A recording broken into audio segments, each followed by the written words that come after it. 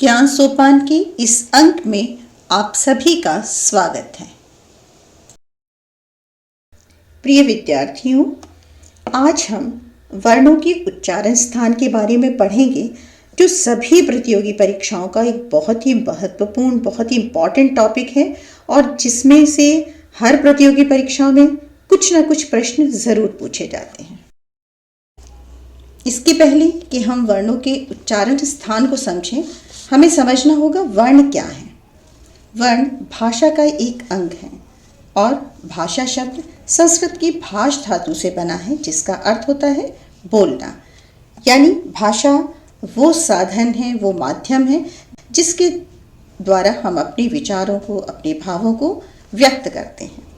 भाषा के दो रूप होते हैं, मौखिक और लिखित।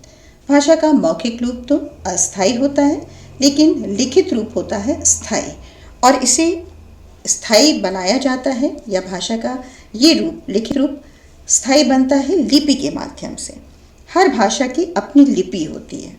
जैसे तमिल की तमिल या ब्राह्मी लिपि है, पंजाबी की गुरुमुखी लिपि है, असम की असमिया है और हिंदी की देवनागरी लिपि है। लिपि का मतलब होता है किसी भाषा को लिखने का ढंग, उसे लिपि कहा जाता है। ध्वनि को लिखने के लिए जिन चिन्हों का प्रयोग किया जाता है वो कहलाते हैं वर्ण। यानी जब हम बोलते हैं तो वो ध्वनि कहलाएगी, और जब उस ध्वनि को हम लिखेंगे, जिस चिन्ह के माध्यम से उसे लिखेंगे, उसे हम कहेंगे वर्ण। और जो वर्णों का समूह होता है उसे कहते हैं वर्णमाला। प्रत्येक भाषा की लिपि में कई वर्ण होते हैं। हिंदी भाषा की लिपि में जो वर्ण हैं उनके दो भेद होते हैं। पहला है स्वर और दूसरा व्यंजन। स्वर वे वर्ण होते हैं जिनका उच्चारण स्वतंत्र रूप से किया जा सकता है। वे वर्ण जिनको बोलने में किसी अन्य वर्ण की सहायता नहीं लेनी पड़ती, वे कहलाते हैं स्वर। और व्यंजन वे वर्ण होते हैं जिनको बोलने में, जिनका उच्चारण करने में स्वर की सहायता लेनी पड़ती है। यानी जिन वर्णों का उच्चारण स्वतंत्र रूप से नहीं किया जा सकता, वे कहलाते हैं व्यंजन। जैसे क, च, ट, त, प, ये सभी व्यंजन हैं। स्वर के भी दो भेद होते हैं, ऋस्व और दीर्घ। ऋस्व स्वरों को एक मात्रिक भी कहा जाता है। दरअसल जिन वर्णों को बोलने में एक मात्रा का समय लगता है वे कहलाते हैं ऋस्व। और दीर्घ स्वर वे होते हैं जिनको बोलने में ऋस्व स्वरों से दुगना समय लगता है। यानी जिन वर्णों के उच्चारण में दो मात्राओं का समय लगता है उन्हें दीर्घ कहा जाता है। एक मात्रा का समय उतना ही कहा जा सकता है जितना कि हमें अ के उच्चारण में लगता है। किसी मूल या ऋस्व स्वर को उसी स्वर या अन्य स्वर के मिलने से जो स्वर बनता है वो दीर्घ या द्विमात्रिक कहलाता है। जैसे अ और अ मिलके, यानी ऋस्व अ और ऋस्व अ मिलकर आ बनता है। ई, ऋस्व ई और ऋस्व ई मिलकर दीर्घ ई बनती है। उ और उ मिलकर बनता है उ। अ और ई मिलकर ए बनता है। अ और ए मिलकर आई बनता है। अ और उ मिलकर ओ बनता है, और अ और ओ मिलकर औ बनता है। इस तरह ये दीर्घ स्वर कहलाते हैं। ऋस्व स्वर जैसा कि दिखाई दे रहा है, इनकी संख्या है 4 और दीर्घ या द्विमात्रिक स्वरों की संख्या है 7। इनमें जब हम 41 व्यंजन वर्ण मिला देते हैं तो कुल वर्ण हो जाते हैं 52 या 52। इस तरह से देवनागरी लिपि में 52 वर्ण होते हैं।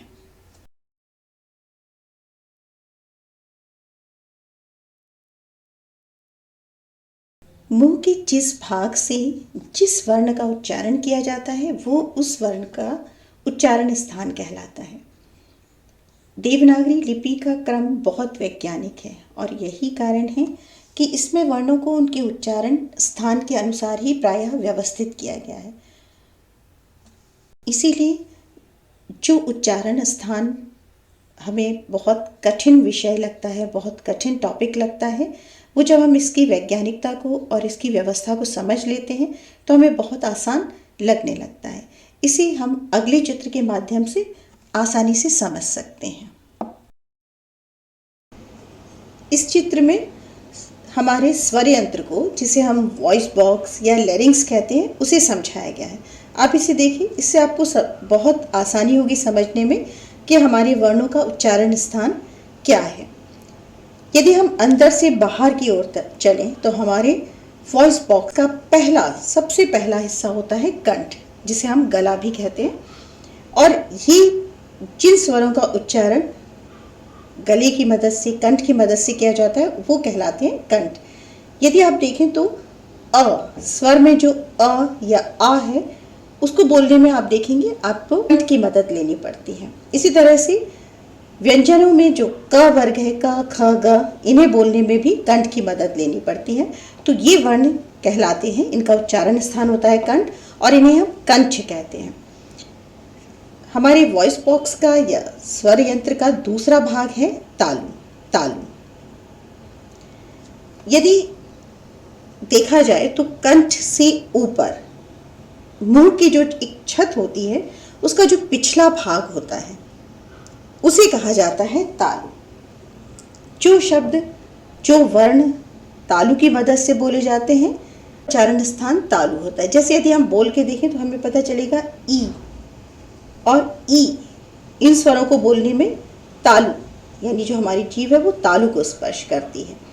इसी तरह से जो च वर्ग है, च छ ज, ये जब हम बोलते हैं तो भी हमें तालु की मदद लेनी होती है। तो ये वर्ण कहलाते हैं तालव्य। इसके बाद हमारे स्वर यंत्र में तीसरा अंग है मूर्धा। देखिए, मूर्धा जो हमारी मुंह की छत है, उसका जो अगला भाग है, जैसे पिछला भाग तालु कहलाता है, उसी तरह से अगला भाग होता है मूर्धा, यानी दांतों से पीछे का जो हिस्सा है और मुंह की छत का जो अगला भाग है, वो कहलाता है मूर्धा। जिन स्वरों का उच्चारण मूर्धा की सहायता से किया जाता है वो मूर्धन्य कहलाते हैं। जैसे आप देखिए, री, जो रिकार है, ऋषि वाला री है, उसे बोलने में आपको मूर्धा की मदद लेनी पड़ती है, इसलिए इसे मूर्धन्य कहते हैं। इसी तरह से जो ट वर्ग होता है, ट ठ ड, ये बोलने में भी आपको जो जीभ है वो मूर्धा का स्पर्श करती है, तो ये कहलाती है मूर्धन्य। इसके बाद आता है दंत। जो दांत हमारे भोजन चबाने में सहायक होते हैं, वो हमारे वर्णों के उच्चारण में भी सहायक होते हैं। जिन वर्णों का उच्चारण दांतों की मदद से किया जाता है वे कहलाते हैं दंत। जैसे आप बोल के देखेंगे त थ द, ये देखिए, इन वर्णों को बोलने में आपकी जीभ दांतों के पिछले भाग का स्पर्श करती है, इसलिए ये वर्ण दंत कहलाते हैं। इसके बाद आता है ओष्ठ। जिन वर्णों का उच्चारण करने में होठों की मदद लेनी पड़ती है वो ओष्ठ कहलाते हैं। जैसे प फ ब, ये जो प वर्ण हैं, उनको बोलने में ओष्ठ, होठों की मदद लेनी पड़ती है, इसलिए ये ओष्ठ कहलाते हैं वर्ण। कुछ वर्ण ऐसे होते हैं जो नाक की मदद के बगैर, नासिका की सहायता के बगैर नहीं बोले जा सकते हैं, ऐसे वर्ण नासिक्य कहलाते हैं। जैसे आप देखिए, वर्णों का जो है, उनका जो पंचम अक्षर है, ग, य, ण, न, म, ये सारे नासिका की मदद से बोले जाते हैं, इसलिए इन्हें नासिक्य कहा जाता है। इस तरह से जो अनुस्वार है वो भी नासिका की मदद से बोला जाता है, तो इसे नासिक्य कहा जाता है।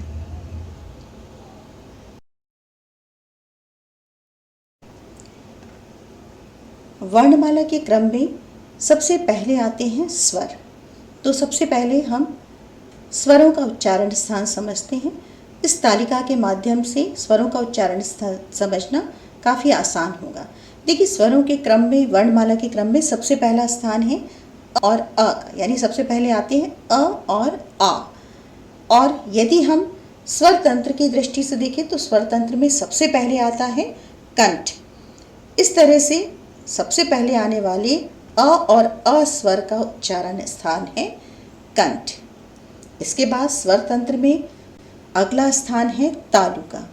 और यदि हम स्वरों के क्रम में देखें तो अ और आ के बाद आता है ई और ई, और इसका उच्चारण स्थान है वो है स्वर तंत्र का दूसरा भाग यानी कि तालु। इसके बाद आता है री। री जो रिकार है वो मूर्धा के माध्यम से बोला जाता है, मूर्धा की सहायता से बोला जाता है। इसका उच्चारण स्थान है मूर्धा। आप देखिए स्वर तंत्र में पहला स्थान कंठ का है, फिर तालु का और फिर आता है मूर्धा का। और ये जो रिकार है री मूर्धा की सहायता से बोला जाता है, यानी री का उच्चारण स्थान है मूर्धा। इसके बाद आते हैं उ और उ। ऋस्व और दीर्घ उ जो है वो स्वर तंत्र के चौथे भाग से यानी कि होठों की सहायता से बोले जाते हैं, इसलिए इनका उच्चारण है ओष्ठ। इसके बाद आते हैं ए और आई। अब देखिए ये जो स्वर हैं ये मिश्रित स्वर हैं, यानी कि ये जैसे ए बना है अ और ई मिलकर।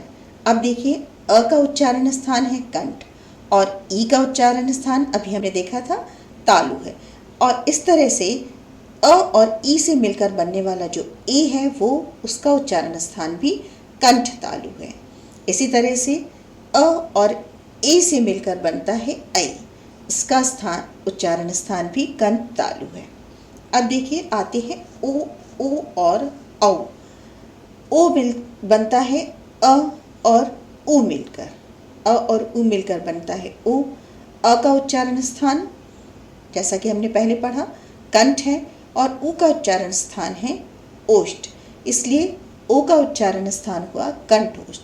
जैसे अ और ओ मिलकर बनता है औ, इसका उच्चारण स्थान भी कंठोष्ठ है। अब देखते हैं ऋस्व और दीर्घ स्वर हम पहले ही देख चुके हैं। अब देखते हैं कि विवृत और संवृत स्वर कौन से होते हैं। देखिए विवृत का अर्थ होता है खुला हुआ, तो जिन स्वरों के उच्चारण में मुंह ज्यादा खुलता है वो कहलाते हैं विवृत स्वर। देखिए आ के उच्चारण में मुंह सबसे ज्यादा खुलता है, ये कहलाता है विवृत स्वर। कुछ स्वर ऐसे होते हैं जिनको बोलने में, जिनका उच्चारण करने में मुंह को हमें काफी कम खोलना पड़ता है। जैसे उच्चारण करके आप देखेंगे तो आपको पता चलेगा ई उ उ, इनको बोलने में मुंह को हमें काफी कम खोलना पड़ता है, इसलिए ये स्वर कहलाते हैं संवृत स्वर। कुछ स्वर ऐसे होते हैं जो जिन्हें बोलने में हमें थोड़ा सा मुंह खोलना पड़ता है, मतलब एक तरीके से जिन्हें हम अर्ध विवृत कह सकते हैं। ऐसे स्वर हैं ऐ और औ। इनको बोलने में हमें आ की अपेक्षा कम मुंह खोलना पड़ता है, लेकिन ई और ई या उ और उ की अपेक्षा ज़्यादा मुंह खोलना पड़ता है। इसी तरह से कुछ स्वर होते हैं अर्ध संवृत, यानी जिनको बोलने में हमें ई और ई से ज़्यादा मुंह खोलना पड़ता है, लेकिन आ की अपेक्षा कम मुंह खोलना पड़ता है, वो कहलाते हैं अर्ध संवृत। ये हैं ई और ओ। इनको आप उच्चारित करके देखेंगे तो आपको समझ में आ जाएगा कि इन्हें अर्धसंवृत या अर्धविवृत क्यों कहा जाता है।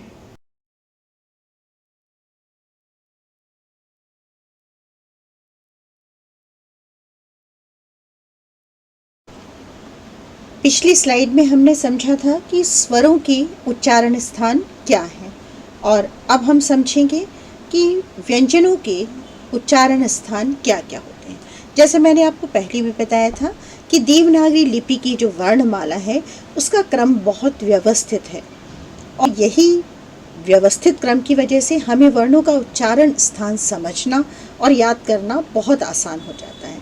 देखिए व्यंजनों के क्रम में सबसे पहला स्थान है क वर्ग का, यानी सबसे पहले आते हैं क, ख, ग, घ, ग। ठीक है, ये यदि हम अपने वॉइस बॉक्स को देखें, स्वर यंत्र को देखें, तो उसमें पहला स्थान क्या है? कंठ, और व्यंजनों में पहला स्थान है क वर्ग का। तो ये जो क वर्ग है वो स्वर यंत्र के पहले स्थान यानी कंठ से बोले जाते हैं। यानी क ख ग घ ङ का जो वर्ग है उसका उच्चारण स्थान है कंठ, और इसीलिए इन्हें कंठ्य कहा जाता है, इन वर्णों को। इसके बाद क वर्ग के बाद स्थान आता है च वर्ग का, च छ ज झ य। ये वर्णों के क्रम में, व्यंजनों के क्रम में दूसरे स्थान पर है, और हमारा जो उच्चारण स्थान है यानी जो स्वर यंत्र है, वॉइस बॉक्स है, उसमें दूसरा स्थान है तालु का। तो ये जो च वर्ग है दूसरे स्थान पे, उसका उच्चारण स्थान है तालु, यानी च छ ज झ य, इसका उच्चारण स्थान तालु है, और ये इसीलिए ये वर्ण तालव्य कहे जाते हैं। स्वर यंत्र में तीसरा स्थान होता है मूर्धा का, कंठ, तालु और इसके बाद मूर्धा। और व्यंजनों के क्रम में हम देखें तो तीसरा स्थान होता है ट वर्ग का, ट ठ ड ढ ण। ये जो ट वर्ग है वो मूर्धा से बोला जाता है, इसीलिए ट ठ इन वर्णों को हम मूर्धन्य कहते हैं, क्योंकि इनके उच्चारण में जो जीभ है वो मूर्धा का यानी दांतों के पिछले हिस्से में जो मुंह का ऊपरी भाग है उसका स्पर्श करती है, इसलिए ये वर्ण कहलाते हैं मूर्धन्य। ट वर्ग के बाद स्थान आता है त वर्ग का, और यदि हम अपने वॉइस बॉक्स में देखें, स्वर यंत्र में देखें, तो मूर्धा के बाद स्थान आता है दंत का। तो ये जो त वर्ग है यानी जो त थ द ध न, ये वर्ण है वो दांतों की मदद से बोले जाते हैं। आप यदि इन्हें बोल के देखेंगे तो त थ द ध न इन सभी के को उच्चारित करने में आपकी जीभ दांतों के पिछले भाग का स्पर्श करती है। तो ये हुए दंत्य वर्ण, यानी त वर्ग का जो उच्चारण स्थान है वो है दंत। और इसके आगे आता है ओष्ठ। जो प वर्ग है, त वर्ग के आगे आने वाला वर्ग है, उसका उच्चारण स्थान होता है ओष्ठ, यानी जो प फ ब भ म है ये होंठों की मदद से बोले जाते हैं। आप जब इन्हें बोल के देखेंगे, आप देखेंगे इनके उच्चारण में दोनों होंठ की सहायता से इन्हें बोला जाता है, इसलिए इन्हें ओष्ठ कहा जाता है, यानी इनका उच्चारण स्थान है ओष्ठ। ये क वर्ग के क से लेकर जो म तक के वर्ण हैं, ये 25, इनकी संख्या है 25, क्योंकि प्रत्येक वर्ग में 5-5 वर्ण हैं। ये सारे स्पर्श व्यंजन कहे जाते हैं, क्योंकि इनके उच्चारण में जीभ कहीं ना कहीं मुख के उच्चारण स्थानों का स्पर्श करती है, इसलिए इन्हें स्पर्श वर्ण कहा जाता है। स्पर्श का अर्थ ही है छूना, यानी जिनके उच्चारण में जीभ तालु, मूर्धा, दंत इनका स्पर्श करती है उन्हें स्पर्श कहते हैं। तो ये हुए स्पर्श व्यंजन जो कि संख्या। इसके बाद देखिए य, र, ल और व, ये कहलाते हैं अंतस्थ। अंत का अर्थ है बीच और स्थ यानी स्थित, यानी जो वर्ण स्वर और व्यंजनों के बीच में स्थित हैं वो कहलाते हैं अंतस्थ। य र ल व अस्त, य र ल व अंतस्थ वर्ण है। ये चूंकि ना तो पूरी तरह से व्यंजन है और ना ही पूरी तरह से स्वर, इसलिए इन्हें अंतस्थ यानी स्वर और व्यंजनों के बीच में स्थित होने के कारण इन्हें अंतस्थ कहा जाता है, और इन्हें अर्ध स्वर भी कहा जाता है। इसके बाद आते हैं श, श, स, ह, व्यंजन कहलाते हैं।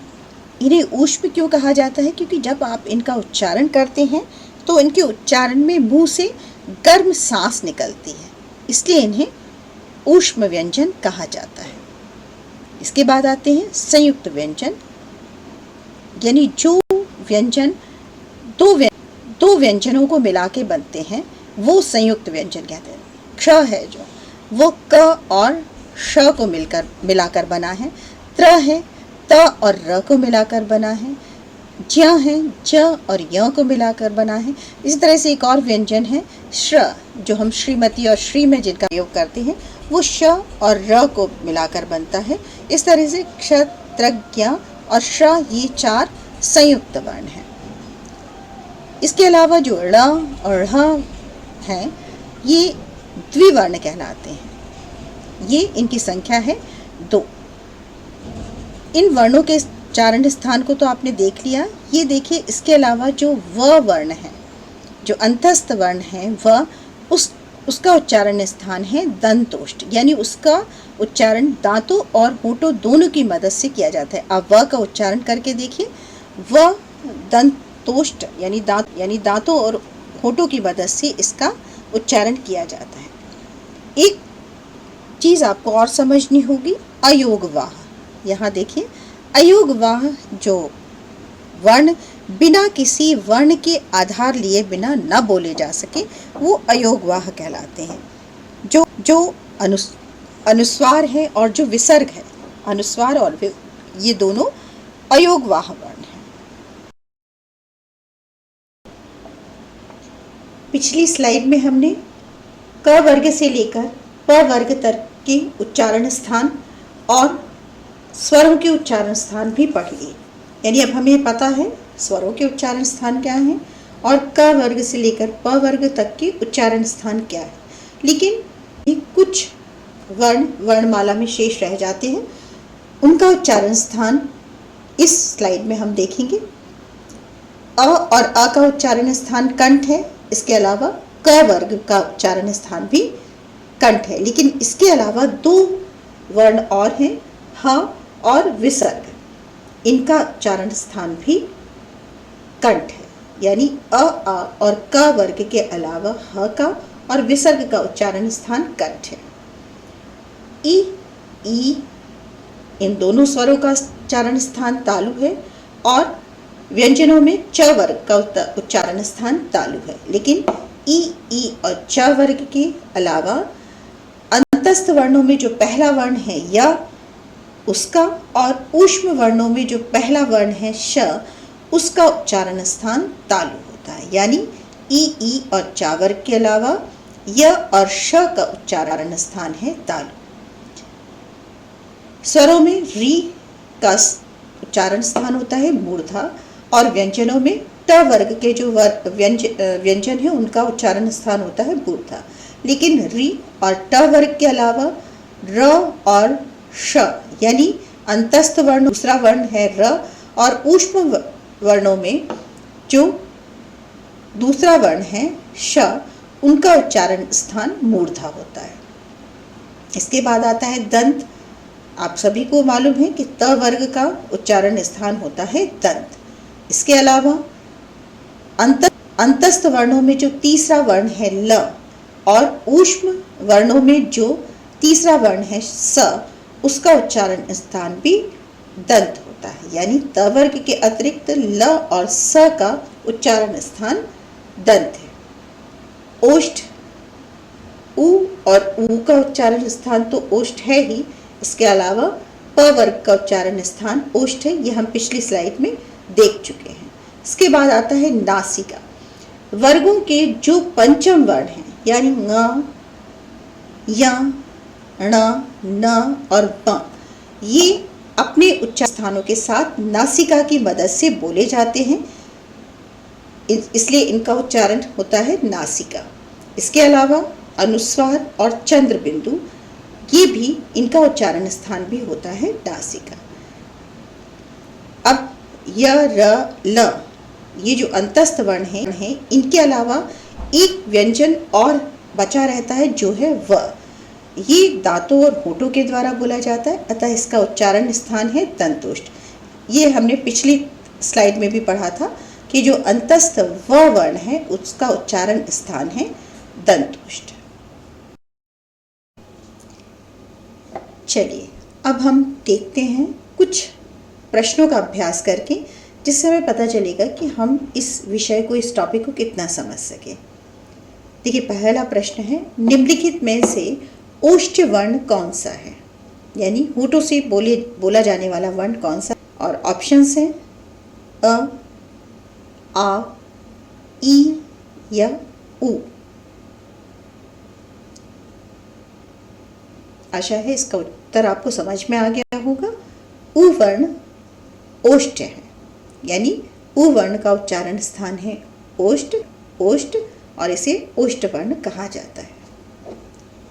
दूसरा प्रश्न देखते हैं, व का उच्चारण स्थान है, आपके पास विकल्प हैं ओष्ठ, दंतोष्ठ, कंठ या तालु। अभी पिछली स्लाइड में हम लोगों ने पढ़ा था कि य र ल के बाद जो अंतस्थ व्यंजन बचता है वह उसका उच्चारण स्थान है दंतोष्ठ। तो इसका सही उत्तर होगा ख यानी दंतोष्ठ। अंतस्थ वर्ण कितने हैं? ऑप्शंस हैं 3, 2, 4 या 5। आपने पिछले स्लाइड में ही शायद पढ़ा था कि अंतस्थ वर्ण य, र, ल और व ये अंतस्थ वर्ण हैं। इनकी संख्या है 4, इसलिए ग उत्तर सही होगा। ग विकल्प सही है जो है 4।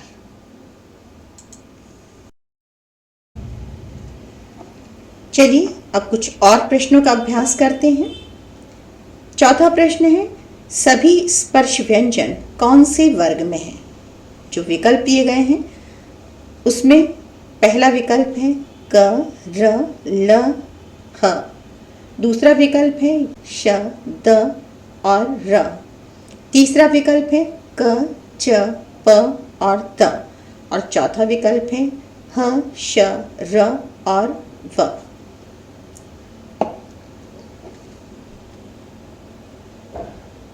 यदि आप ध्यान देंगे तो आपको समझ में आएगा इसमें इसका जो ग विकल्प है वो सही है, क्योंकि क, च, प और द ये सभी स्पर्श व्यंजन हैं। आपने स्लाइड में पढ़ा था कि जितने भी क वर्ग से लेकर प वर्ग तक के यानी क से लेकर म तक जो व्यंजन होते हैं वो स्पर्श कहलाते हैं, क्योंकि इनके उच्चारण करने में जीभ तालु मूर्धा किसी न किसी उच्चारण स्थान का स्पर्श करती है। जबकि जो क, र, ल, ह वाला है इसमें र अंतस्थ है, ल अंतस्थ व्यंजन है और ह भी स्पर्श व्यंजन नहीं है। ख में य स्पर्श य जो वर्ण है वो अंतस्थ है, श ऊष्म है, द स्पर्श है लेकिन र अंतस्थ है, इसलिए ये भी ऑप्शन सही नहीं होगा। घ ऑप्शन में ह, श, र और व स्पर्श व्यंजन नहीं है। इनमें से कुछ अंतस्थ हैं और कुछ ऊष्म हैं, तो इसलिए ग ऑप्शन सही है। पांचवा प्रश्न देखिए, निम्नलिखित में से कौन सा संयुक्त स्वर नहीं है? देखिए हमारे पास ऑप्शंस है ए, आई, उ और ओ। इनमें से ग ऑप्शन सही होगा क्योंकि उ संयुक्त स्वर नहीं है। ए आपने जैसा पढ़ा था अ और ई को मिलके बनता है, आई अ और ए को मिलके बनता है, ओ अ और उ को मिलके बनता है, लेकिन उ अपने आप में स्वतंत्र है, संयुक्त स्वर नहीं है, इसलिए ग ऑप्शन सही है। निम्नलिखित में से कौन सा एक संयुक्त व्यंजन नहीं है? ऑप्शंस है क्ष, श, त्र और च। आप समझ चुके होंगे कि इसका सही उत्तर है ख यानी श। ये जो क्ष है वो क और श को मिलकर बनता है, त्र, त और र वर्ण मिलकर बनता है, ज, ज और य वर्ण मिलकर बनता है, इसलिए ये सभी संयुक्त व्यंजन हैं। और हमारा जो उत्तर है ख वो सही है। आशा है आपको इस के द्वारा समझ में आ गया होगा कि किस तरह से वर्णों के उच्चारण स्थान को समझकर याद किया जा सकता है, जिससे आपको रटने की आवश्यकता नहीं पड़ेगी। यदि आप इस विषय को, इस टॉपिक को इसके माध्यम से समझ सके हैं, आपको इसको समझने में आसानी हुई है, तो मेरा प्रयास सफल होगा। आशा है इस वीडियो द्वारा आपको विषय को समझने में आसानी हुई होगी। यदि आपका इससे संबंधित कोई प्रश्न है, कोई डाउट है, तो आप कमेंट बॉक्स में लिखें। मैं जल्दी से जल्दी उत्तर देने का प्रयास करूंगी। यदि वीडियो आपको अच्छा लगा हो तो please like, share and subscribe.